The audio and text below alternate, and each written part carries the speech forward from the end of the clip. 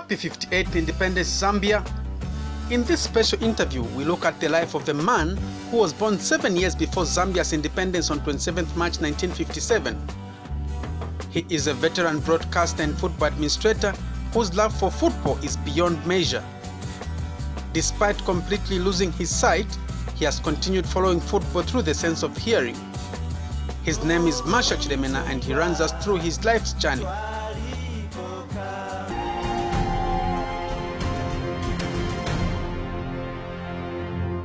I'm privileged to appear on your national broadcaster, which is ZNBC. During our time, it was ZBS, Zambia Broadcasting Services. And then we moved on to ZNBC, that was 1988. More than you asked about my background, where I come from, and how I went through life up to today. I come from a place called Central London, Monze Town, which is in Monze district. And my village was Hamangava, which is bordering Wengwa.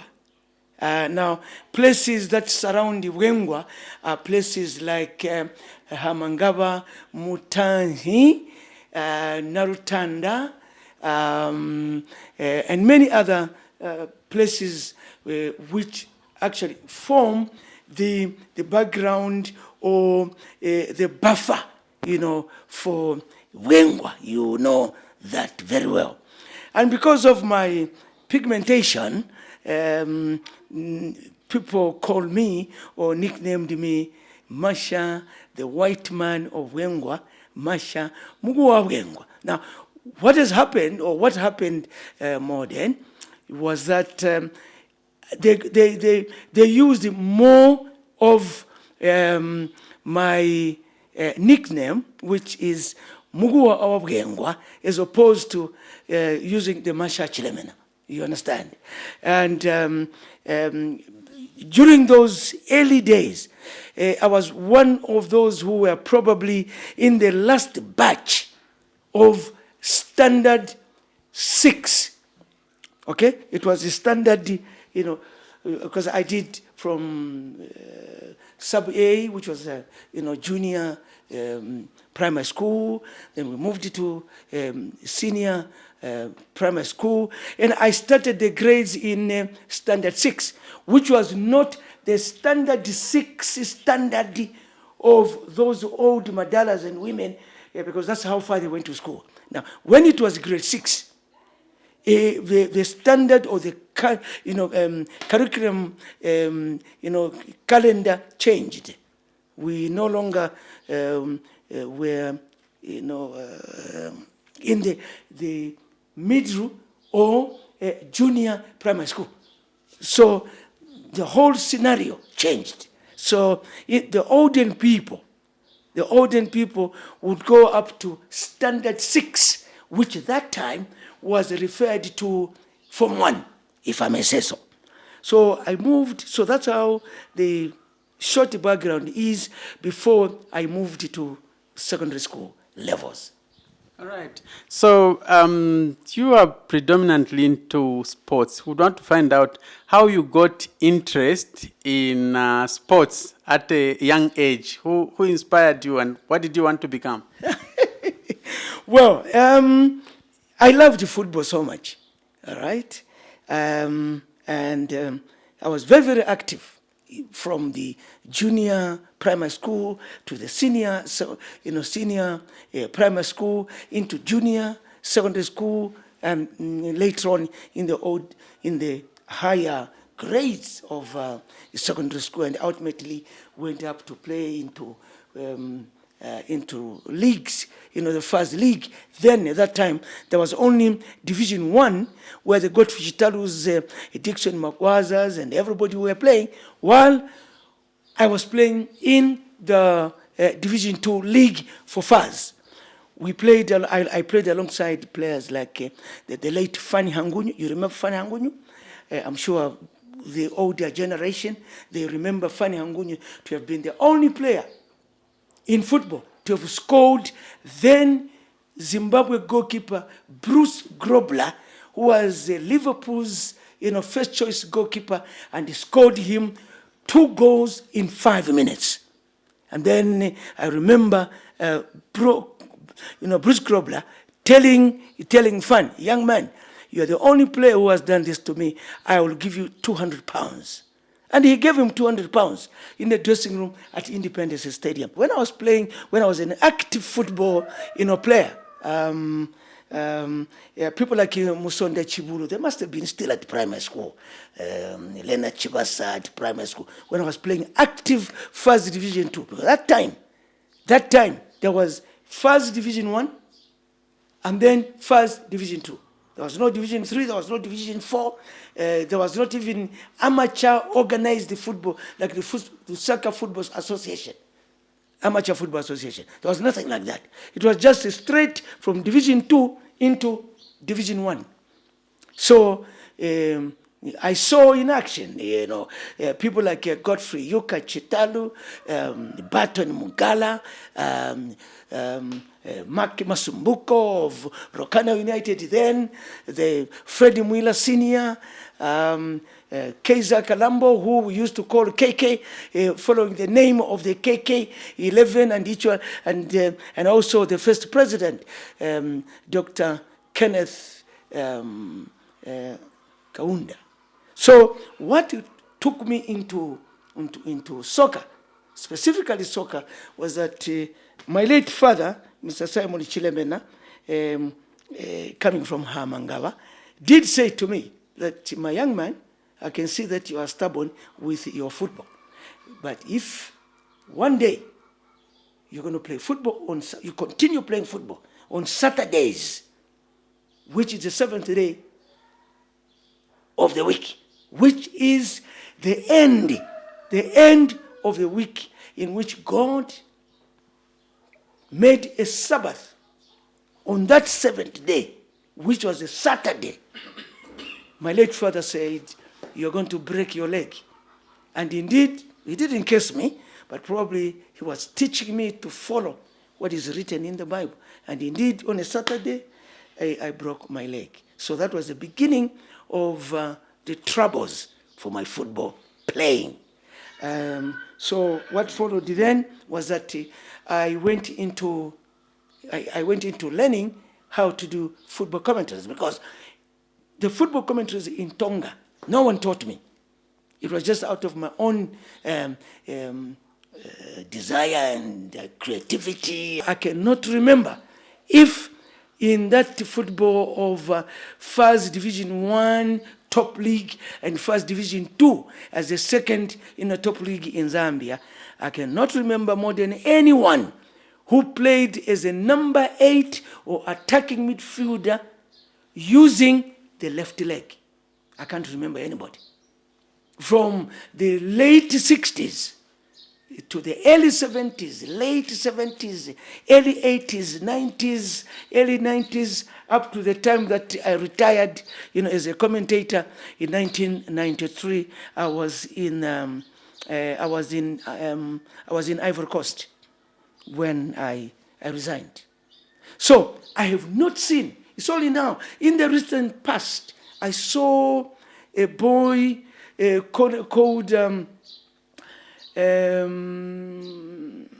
What is the name of that boy from Power Dynamos? Larry Warrior. I would see him play in the midfield, but I wouldn't. I don't know whether he was a number 8 or he was attacking number 10. I think he was attacking number 10. I think so. But although most of the time he played in a midfield role, that's where he was playing. And then we also had the late Dennis Mulengo Jr., who was playing at Telesport Football Club those days when I was the owner and director of Telesport, I think from 1996. Yes, from 1996 up to about 2004, somewhere around there. What drove me into this game called soccer I had so much passion to the extent that I never missed a football commentary by the old man, Mr. Dennis Liwewe, may his soul rest in peace. Although in the later years when I got to join him into commentaries at ZBS, Zambia Broadcasting Services, he never wanted to be referred to as an old man. So I always, had this love for football, and I'll tell you why. One of the people that, drove me into the liking of two things. One, football play, was the late Godfrey Yukachitaro. And then when it comes to football commentaries, it was the old man, Dennis Liwewe. May his soul once again, lay in peace. Because of this man's level of understanding African football, because he was the voice of football in Africa. I remember in a Sports Digest newspaper, which I started publishing later, we carried a story, Dennis Liwewe, the Bible of soccer commentaries in Africa. Okay, so you talked of the late Dennis Liwewe, who inspired you into commentary. So he was more into radio commentary, but you were doing TV commentary. How did that come about? Well, it came about because my late boss, Charles Mando, CBM, Charles Buster Mando, said, now, this chap should be able to do football commentaries even on television. Then my late in-law, who was also my boss in the television section of ZNBC, then the late Tim Mvula and the late Trevor Wando. These are the two that really coerced me to start going to television. And ultimately, Mr. Tim Mvula was able to convince the television management and got me as a television, soccer commentator. So that's how I got into television commentaries. Okay, and how was your experience? Well, it was very good. I mean, it was very exciting because I was employed as a Tonga vernacular commentator, or rather, announcer in Tonga section, which was led by the late Maxo Malao, the late Matthew Madubansi, the late Stanley Chilonde, the late Samuel Hanengeta. I also found the late Matthias Himuyandi, in Tonga section, then joined by the evergreen, Tonga producer, then George Mwampatija. Very exciting, radio Tonga section, announcer. So these are the ones that really enticed me to go to Tonga. That's Matthias Himuyandi, rather. Dawson, Mwenda Filumba in English service, which we were calling general service. So he's the one who pulled me through this side. Now you call it Radio 2, is Radio 2? But during our time, it was called general service, with the late Peter Mwembas, Lawson Chishimba, the Tim Mvulas. You remember the very, very popular program, Let's Celebrate. So when the late Dennis Liwewe at Woodlands Stadium, now, when he saw me, we were 7, from Tonga, Luvale, Lunda, Lozi, Bemba, Nyanja, Luvale. So he saw me at Woodlands Stadium there, before it became what it is today. Today, it's a super facility, at Woodlands Stadium there. And that's when he said, wait a minute. He was telling the late Charles Mando, I saw that young man doing football commentaries in Tonga. The way he's connecting words, the way he's making the gestures for the people to start laughing. And he reported, he was telling my late boss, CBM. So little did I know that Mr. Dennis Liwewe was saying, if he can speak like this in vernacular, then even in English, Then, you know how my boss, oh, you are still young, that, okay, we'll try him. That's how CBM answered. So, from there on, I became more interested in radio. And that is what, so the breaking of my leg, my right leg and my right arm, was the beginning of my football commentaries. The late Tim Mvula, encouraged me to learn how to do television. You don't have to talk too much because people are watching. So you simply remind them, once in a while, remind them what's the name of that player, what jersey is he wearing, although people, are saying in terms of, identifying the jersey number. But in doing football commentaries, Mr.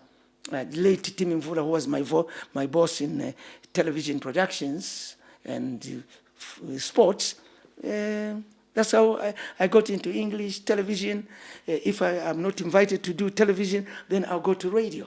We used to be Dennis Liwewe, myself, Lazarus Kanyungu, the late Mpanzi Sinyangwe, the late Mr. Tim Mvula, and then we continued like that up to the time when we became, I would say,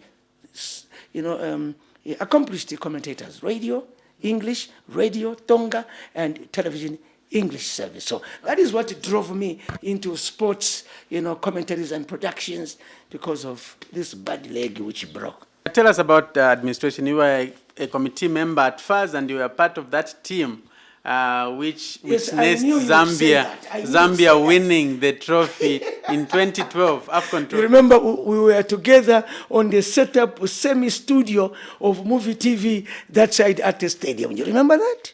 Yes. And then after you interviewed me, the next person you interviewed was Yotam Mwanza. Yeah. To answer your question, directly, from football commentaries, when I stopped, I was still in love with football, so I needed to do something that would complement, football development in Zambia. And that's when I began the first ever under-16 secondary schools select. They were all from secondary schools, but at the age of 16. That was the first of its kind. I've tried to do a research in Zambia. From all the 10 provinces, it was only Telesport Football Club that were only an under-17 team when they were promoted directly from secondary schools under 17 to first Division 2. So, and then from there, I incorporated other people, because we were thinking that once these boys have been trained and they are good enough, then the coaches would recommend them to go to first Division 1 teams. We did not have an intention of getting into first Division 1. That was not our program. Our program was that develop these young footballers. They were all secondary school boys, all of them. They were schoolboy internationals, because almost all of them, they joined in under 17, in under 20. Almost everybody, okay? All of them. The Lawrence Lubindas, the Dennis Mulengos, the Griffin Wileys, the Peter Chilemenas, the Mwende Chilemenas, the Buchiza Mfune, Josa Muowo, Vainon Tungwani, John Piri. If you were there those days, and I'm mentioning these boys, you do not say, oh yeah, this one was at Buffaloes, that one was at Changa Rangers, that one was at Power. The Kennedy Mtenders, who are playing massively at number 7 at Power. That was the Telesport number 7. And then 2008, clubs elected me, to become a member of the Football Association of Zambia committee in 2008. And from there on, it was non-stop until my executive committee, which encompassed, which evolved around then President Karusha Walia, Boni Mwamelo, Lenin Kua, Violet Bwalia, Pivos Mwanza, Hencho Chitembea, got into that executive, and we ran football. We did a lot of things in football with my colleagues who at some point resigned. The four of them, Munaile, then was vice president, and these others were committee members. But we continued to run football matters, Kalusha Bwalia, Kigan Chipango in Livingstone, Lenin Kua from the Copper Belt, and myself. Right. But four had resigned. And they thought that there was going to be any trouble in Zambian football. No. We coopted in people. But some of them, because they were working for government, they could not take up that those efforts that we're trying to do, so that we become one solid team again. So, and that's how, with the people that we invited, like Kelvin Mutafu, who later on became a treasurer, people like James Impoma, who was then the owner of Casco Rangers in Mazepuka, and then Kikan Chipango in Livingston. We made a very strong team up to the point that we did what no other football committee had done in FAS. We were the first executive committee that won the Africa Cup for the very first time. We found there were 8 other FAS executive committee members. There were 8 of them, the committees, that did not win the Africa Cup, sorry. And then there were great men like Tom Mutine, Uncle Tom Mutine. Where you are in Dola, Uncle, we still remember you. You are the personality of football in Zambia. Okay. Now I know no one can take away the love of football that you have. But now that you've lost sight, do you sometimes think maybe you'd have lost other parts of the body as opposed to the eyes, because you love football and you'd want to watch football? In fact, the question was going to come to you, maybe by message. People say, why is that man having a walking stick? Can he tell us why? And you have already provided the answer. Yes, I am blind. Both eyes, I'm blind. The reason is because the doctors diagnosed me and found that I had sugar or diabetes in my body, which had been in my body for many years before it was detected. And by the time the doctors tried to do some medication or operations, it was very, very late to retrieve my sight. So, however, my sight has not taken away my love for football, because I'm only blind by sight, But my sons have said, Dad, your inability to see is not a negativity not to do anything. I use the sense of hearing. I use the sense of touching. You understand? And I use dreaming as part of my sight. Because I follow exactly what I have dreamt. So I always remember, because my memory is very fresh.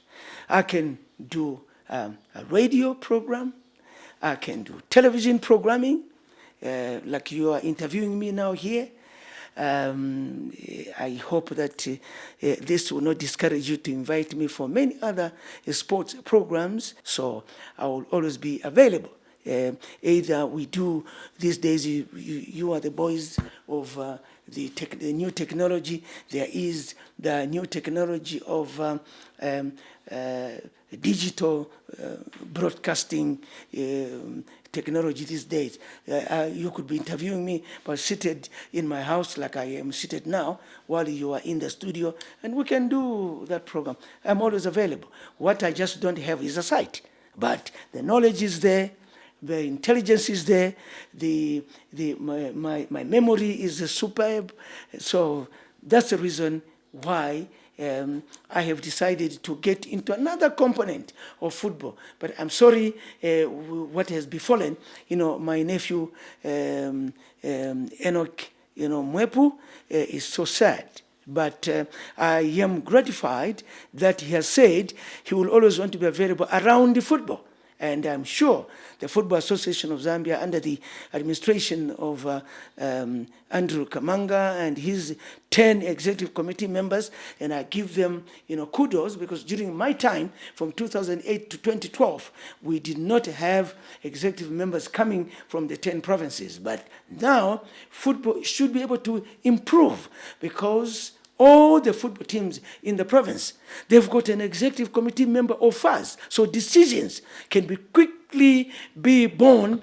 Immediately the respective clubs meet together, make a decision, take it to the first executive committee member who is in that province. Finally, Mr. Chilemena, tell us about your family. I have 6 children. Amazingly, by the wisdom of God. The firstborn is a woman. Okay, is a woman. The lastborn is a woman. So the boys are in the middle. So they are 6, and I'm married to a very, very beautiful woman. Yes, I cannot see her, but my hands I can touch, and my memory remembers the young, beautiful girl, the Tonga queen that I found in Mazabuka, the daughter of the late Shamaira. As Zambia celebrates 58 years of independence, what's your message as a senior citizen now? Yes, senior citizen, yes, and the credit must go to the heavens. The Father, the Son, the Holy Ghost, God are the ones that have kept me, to this level. 58 years of Zambian political independence. We must still depend on foreigners to come and coach our senior national team? No. It is a duty of the Football Association of Zambia, the Minister of Sports and the Ministry of Sport to take local Zambian coaches abroad. Not 3 months, 6 months, at least 1 year. At least 1 year. But this idea of seconding, coaches from the clubs, no, that's not the best way. Look at the recent announcements. All those coaches, they are seconded from the clubs. Under 23, under 20, under 17, under 15, the coaches, they are all seconded. It's not a good idea. Let's build our own coaches.